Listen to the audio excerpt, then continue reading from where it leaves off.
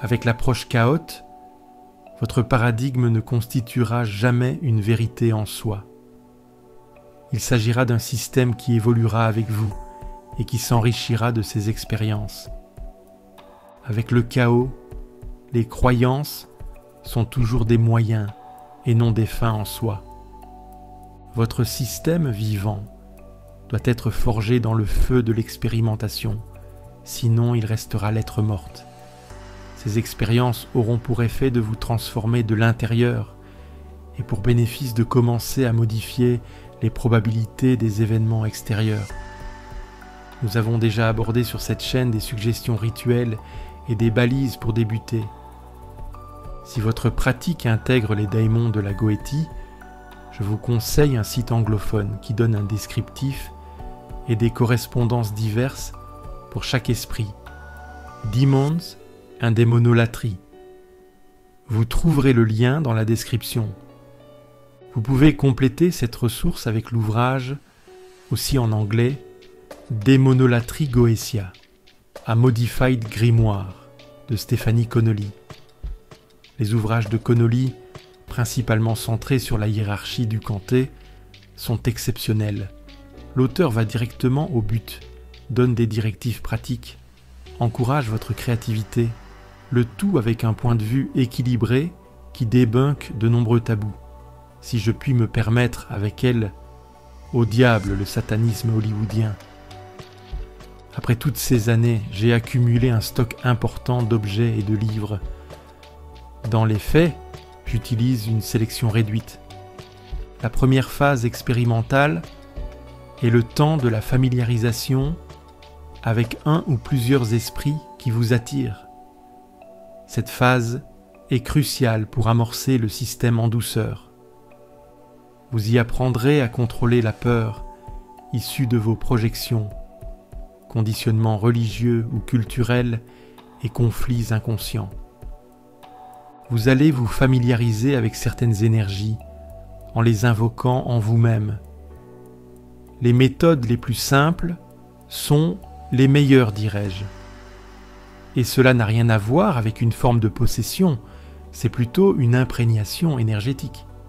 Attention, je déconseille l'évocation, c'est-à-dire contraindre un esprit par une autorité divine dite supérieure. C'est très impoli de débarquer dans une autre dimension et d'exiger une prestation sous la menace. La seule chose à dompter, c'est vous-même. La pratique goétique est un long travail de maîtrise de soi qui vous confrontera à vos ombres. Pour certains comme moi, le démarrage peut correspondre à une purge des fantasmes, une phase initiatique effrayante. Une fois ce cap passé, le lien de confiance avec ce type d'esprit pourra se construire. Dresser un petit autel, physique ou astral, et développer une sorte de paganisme daïmonique m'a été utile, sans m'aplatir.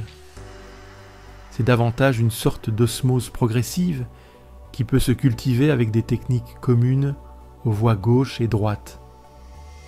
Méditation, récitation de mantras, prières, offrandes. Ayez en tête un partenariat profitable à des êtres appartenant à des dimensions différentes. Cela doit commencer par des missions d'ambassade pour travailler en sécurité et confiance. C'est très différent d'un acte de foi. Ici, il s'agit de mûrir une connaissance expérimentale.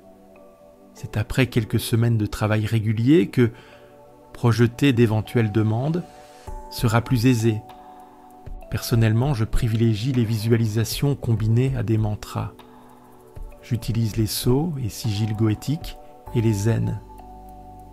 Votre système pourra alors se complexifier avec des codes couleurs, des associations symboliques ou des visualisations de personnages ou de lieux.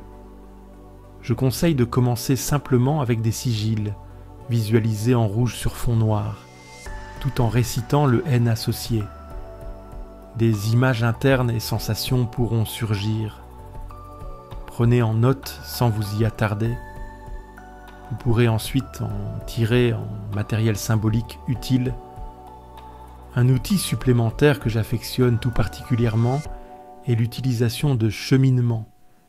Il s'agit de petits textes décrivant des visualisations sensorielles a priori incohérentes.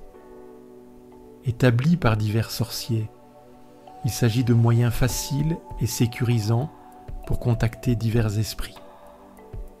2 ouvrages ont été et restent pertinents pour moi pour les cheminements goétiques proposés, sans nécessairement appliquer la méthode invocatoire ou évocatoire de ces auteurs. Vous pouvez utiliser les cheminements dans une pratique de la voix gauche. Veuillez consulter, en version papier ou numérique, Goetia Pathworking de Corwin Hargrove et Goétie illustrée de cheminement initiatique de Karl Spartacus. Mes outils principaux sont fabriqués, trouvés ou reçus. Soyez attentifs aux synchronicités vécues pendant le travail avec un esprit ou l'autre. Des objets de pouvoir peuvent cheminer vers vous. Une plume, une pierre, un livre, une pièce de monnaie. Lors de mes invocations, j'utilise un mala de 72 perles réalisé par mes soins, comme symbole de la lignée sorcière que j'ai intégrée. J'utilise également comme un sceau, une pièce de monnaie trouvée par hasard, qui représente, à mes yeux, une validation du lien avec les esprits. Trouvée en vacances, sur le lieu d'un dépôt d'offrande, et après être passée 10 fois devant sans la voir, elle ouvre désormais chaque rituel. En ce qui concerne mes sigils d'esprit, j'utilise les versions traditionnelles et d'autres plus personnelles. Et surtout, n'oubliez pas, l'essentiel est de s'amuser. Merci pour ton écoute. Abonne-toi pour des vidéos régulières sur la Chaos Goetia, la sorcellerie de la main gauche et la résistance spirituelle.